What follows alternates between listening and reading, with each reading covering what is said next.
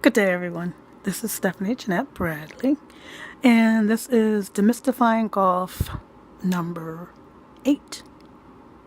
And so I just wanted to reiterate finding an archetype course. On the archetype course, go ahead and play there regularly, whether you join or not. Play there regularly. That way you can have almost like a controlled environment for learning how you play. You have to get familiar with how you play and which errors you're making that need correcting. And by having that archetype course that you're playing on, then you can better pinpoint the areas. As well, when you go and play at other courses, you'll be able to compare, a hole on your archetype course or some area of your archetype course to where you're playing, whatever situation you find yourself in on another course, and make the appropriate adjustments accordingly.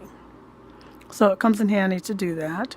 And then I wanted to remind you or to suggest when you're keeping your score.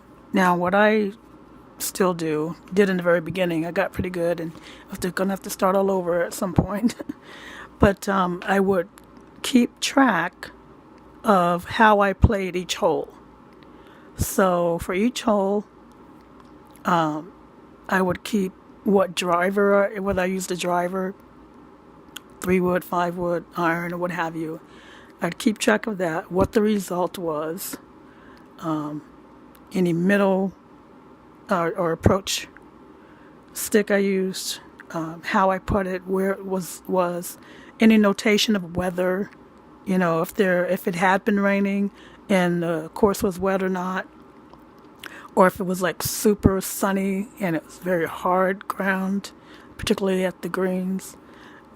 So, do that, because the numbers aren't going to mean anything without having a catalog or a log of what the situation was like while you were playing. And then I just wanted to comment. I noticed something happened in York, Pennsylvania, with some people being arrested for taking too long on the course. Now, most courses I've noticed, they have a limit. Some will say two people per team, but most will say four people on a team, just in terms of controlling time and all that. So I don't know what it was like for that course in York, Pennsylvania, where that situation happened this past weekend. But it did mention that the players play around the world, like they travel and play around the world together.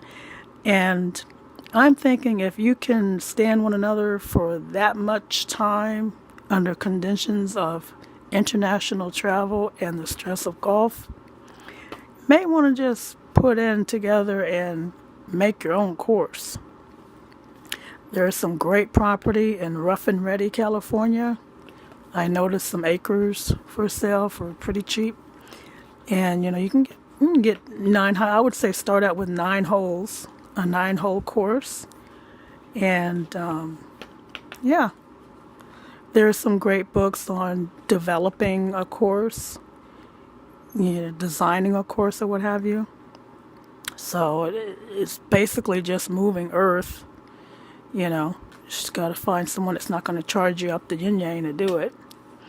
But if you can stand one another that often, that much, and under those circumstances, 5 professional women, I think you probably could manage that. And like I said, Rough and Ready, California, that's just outside of Yuba City. And so being in California, you'd be able to stay open all year long. So, And there's not much else I want to mention. Just to encourage you to play. Keep copious notes at the beginning, and as you get to know your game more and more, you won't need to keep as many notes. But definitely do that for yourself. Keep track of how you're playing each hole each hole so that way you can make any appropriate adjustments, as you learn. Okay, and I will put this up right away, and you all have a great evening. Stephanie Jeanette Bradley.